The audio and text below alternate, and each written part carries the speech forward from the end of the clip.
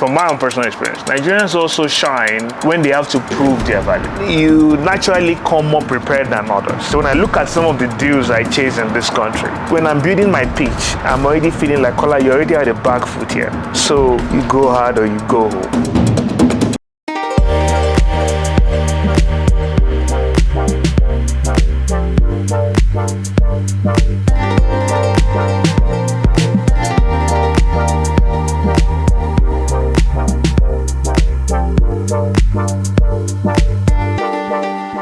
What's up guys, how are you doing today? It's Aina here again, and today I have a special guest in the house. I'm here beside Mr. Kola Olajide, who is the founder of Bridge Labs, which is a technology company and is located in South Africa. How did you get started? What's your story? Cool. So I moved to South Africa in 2009. Yeah. Came here to study. After my studies, I started working in corporate. But I'd always been passionate about education technology. In the early days, it wasn't easy to get the entrepreneurship visa, right? What we had back then was the exceptional skills visa. And I really wanted an exceptional skills visa. I landed on an opportunity to do a project for Western Cape government. I think they had a project then that wasn't successful, and I was brought in to work on this project. And right after that, the director wrote a letter to the government which accelerated the decision on my exceptional skills visa. And since then, I haven't looked back, right? I've just been an entrepreneur. I'm on my third company now. First one didn't do so well, so we had to sell the intellectual property to a major university.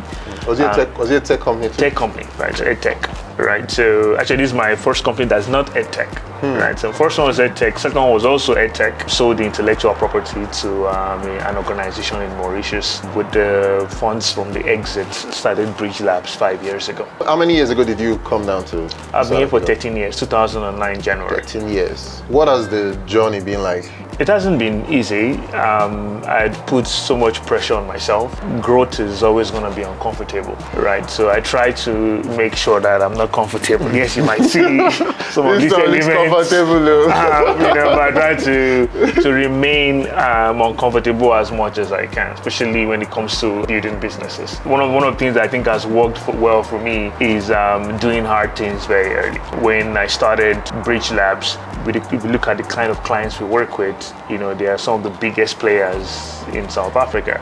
So we had to find ways to get into the door, right? Everyone was coming with their own standard business model, and we had to find innovative ways, right? I met my first client at Bridge Labs while I was giving a guest lecture at a business school, Gibbs, Golden Institute of Business Science. So it's been an interesting journey from talent identification to even business development. And I think what has also helped is the reputation and the work I had done in the past. So that's also helped with making Bridge Labs what it is today. I know you guys want to learn about business, but before I get into today's video, I would love to give a shout out to the sponsor of this video, which is also one of the best business purchase decisions I have ever made, Surfshark VPN. And what is a VPN? A VPN offers you a secure connection between you and the internet. Whenever I'm traveling, I'm always using a lot of public Wi-Fi, at the airport, at coffee shops. And these public Wi-Fis are not safe because there's not much security on them. So you can easily get hacked, or your credit card information can easily get stolen. At the click of a button, Surfshark VPN prevents all of that. It keeps you safe and it allows you to browse the internet securely. Another great reason for a VPN is that you can change your location to anywhere in the world. I'm sure there are many times you're trying to access a new show and you might not have it available in your country. Surfshark VPN helps with that. It gives me access to websites where I can buy cheaper flights. Many of these websites are not available in my country, but with Surfshark, I can get access to them. Surfshark is also one of the few VPN companies that allows you to use the service across unlimited devices. So if you're using your phone or using your laptop, you can use multiple devices all together at the same time. To get Surfshark VPN, click on the link in the description and use the code TAYO to get 83% off and 3 months for free. So now let's jump right back into the video. So let's backtrack to Nigeria. When you were in Nigeria, what was your childhood like? And also, what kind of family are you from? So I'm from a family of 6, dad and mom still alive. I remember we were born and I was in Bagada at the point. It was an interesting phase, and I've also gotten a couple of opportunities to go back to Nigeria and do something which I'm now exploring. I mean, good thing I got a couple of friends doing really amazing stuff now in Nigeria. I can go back and it can actually feel like home. It's not the way I left it, right? So I look forward to explore building something in the country. Nice. So you mentioned 3 companies. You said the first one didn't work out. You know, a lot of people, when something doesn't work out, they just give up. How were you able to continue and build something else even after that didn't work out? It was a very interesting company. I was very young at the point. And we were 5 co-founders from 5 different African countries. We had the best resume to build a startup at the point. Big thing when you build a company is trust. And one of the mistakes we also made at the beginning is we just shared the company equally among each other. What happens is when some people start to contribute more than the others, it doesn't feel fair. You don't feel like getting the value for you bring it to the table. Different things happen, right? And I guess, you know, whatever, we all made mistakes and we're really young. And we didn't have mentors at the point who were going to guide us through. Also, we won a lot of awards. People who get caught up in the awards game and, you know, take them away from the focus of their business. And that's why these days I'm very focused on the business, not the awards. A lot of people get caught up in these awards and all these things, right? So yeah, I think also with the product we're building, then the market wasn't ready. The goal of the business was helping universities take their courses online, basically taking education out of the 4 walls of the classroom. And yeah, we built some interesting software that got acquired by a major university in South Africa. And also because we had all these awards, people had a lot of opportunities at the co-founding team. So one of them went to work for a major airplane companies that build airplanes. Another one went to Google, and nice. I'd say it was a foundation that played a major role in who the 5 of us are today. Now you mentioned Bridge Labs. That's your main company now. Yes. What's Bridge Labs? What would you call it? Bridge Labs was started to help forward-thinking organizations build products that are customer-centric. And by the time I started Bridge Labs, I've taken some of the lessons from building the first business to now the second business. And also with the second business, one thing I did differently was I was an entrepreneur in residence at an organization, right? I think that's where a lot of entrepreneurs today are getting it wrong. You can't disrupt something you don't understand. So how do we innovate from the inside, right? So that's how Bridge Lab started. Our first client was one of South Africa's largest privately owned car dealerships.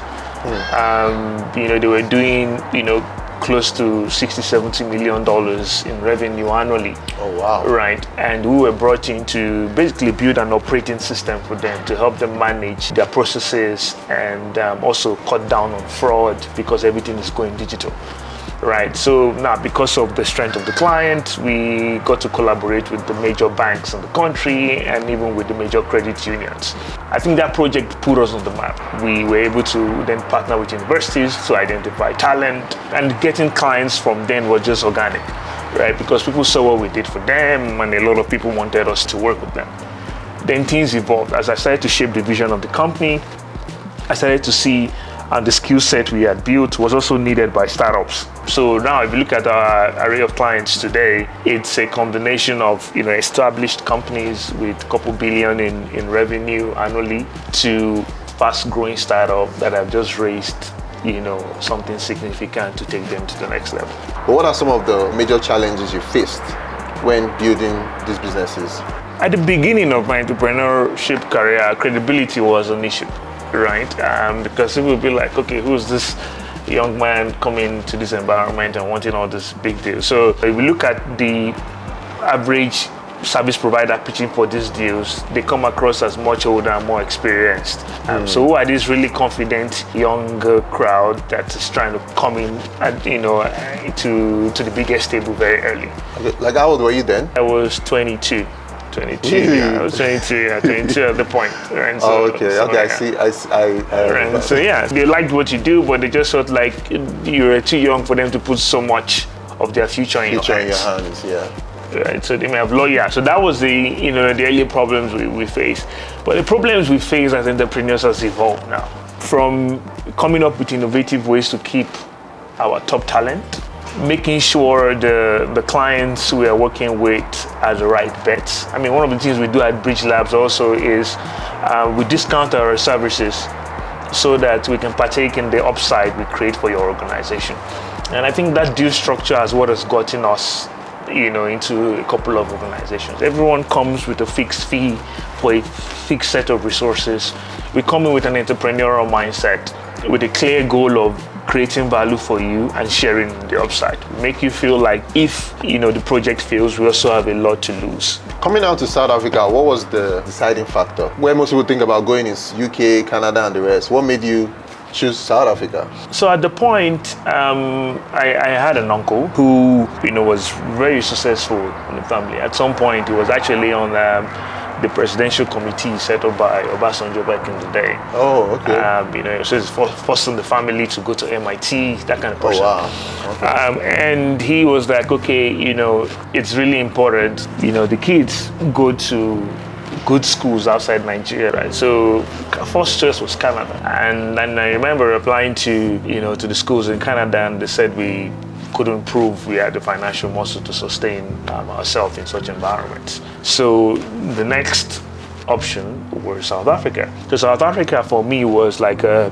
stepping stone into Canada. Canada, okay. Right. So I thought I would come here, spend a year or two, and then go into Canada, right? And unfortunately, he passed away. Right. So he passed away. And for me, I was like, okay, spoke to my parents, and I was like, I was going to make the best of the opportunity of South Africa. Right, so I think for me, I stayed and studied hard, did what we had to do, and I think what also helped is the field I was in. Right, tech was just getting off the ground. So I mean, if you were a great engineer, companies would really want you to stay. That helped with my decision to stay in South Africa. Also, at the point of all tech ecosystems in Africa, SA was the most vibrant. Right now, you can see there's a shift. We got Kenya coming up, Nigeria, but SA was the most vibrant at the point. That's what led to the decision to stay here. So stayed there, studied here, and just never looked back. What kind of family are you So I from? said also a middle income, family. Okay. Right. And my mom was very, very entrepreneurial. Oh, okay. Right. I would say even when the power cuts became really problematic in Nigeria, my mom set up a generator business actually. Oh, okay. In Alade Market. Oh, wow. So I don't even know Alade Market. Yeah. So my mom had a big generator, and that was powering the whole market, and getting shops to pay her. So I'm always very entrepreneurial. Yeah, I think that's what also kept me grounded. What would you say is the highlight of your career? So I think first major highlight in my career was the project with the government. Okay. And I think they had just spent a couple million on it before they considered it as a failed project. Someone convinced them to give me a chance, and I was able to do everything from the software engineering to the project management to the client interaction. But I think that was the first highlight in my career. I remember coming home and I'm like, Kola, if you've done this, it's going to be difficult for you to go work for somebody else. Right? Because you've seen the potential you have, and also if you ever fail, there will be a lot of companies that are willing to catch you because of your experience.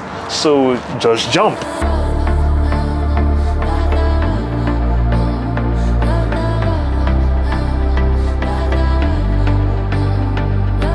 So what's the name of this location we are in? Because I saw Hyde Park. Yeah, it's very secure. The president's just down the road. Oh, wow. Like the president? The president, it's down the road. Yeah, it's like five minutes away from here. Oh, wow. So if you're driving into the office, you'd see a lot of security on the street. On the streets. So we'll say this is also like a very prime area. Yeah, very prime. Well. You have residential and you have commercial office. It's a very green environment. Yeah, it is actually. Right, it is. And I think it's also good too if you're trying to attract talent, the best talent. Because everybody wants to work in the best place. That's where the magic happens. Yeah, thanks for coming. Okay. I mean, with the pandemic and in the current fifth wave, most of the people are working remotely from home. But we get some people around, so feel free to connect with the team. We're going to be meeting in Johannesburg. Oh, okay. Are they named after? Yeah, they're named after African cities. Oh, okay. Where's Lagos? Lagos is there. Actually, I can take you to Lagos. Oh, Lagos is there. Okay, when we are done. Let's go to Lagos. Okay, actually, let's go to Lagos. And Lagos is the biggest boardroom. Oh, this is Lagos. Yeah, so this Lagos is a much bigger space. Right? So what happens here? This is like where you have your meetings. Yeah, so if everyone is around, we would all sit down here and have a meeting. Nice. So now we're going into Johannesburg.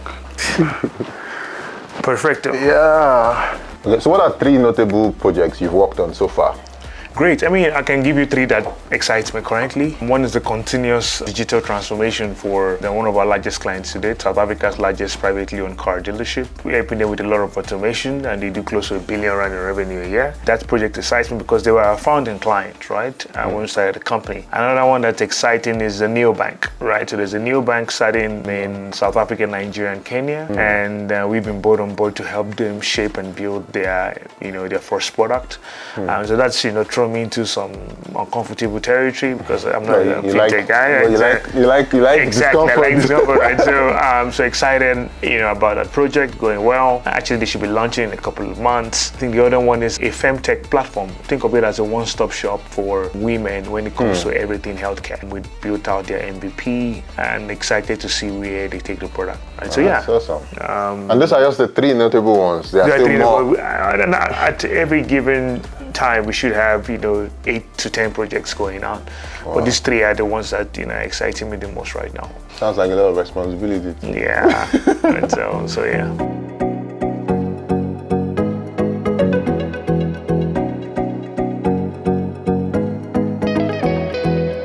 May I ask, how old are you? I'm 30.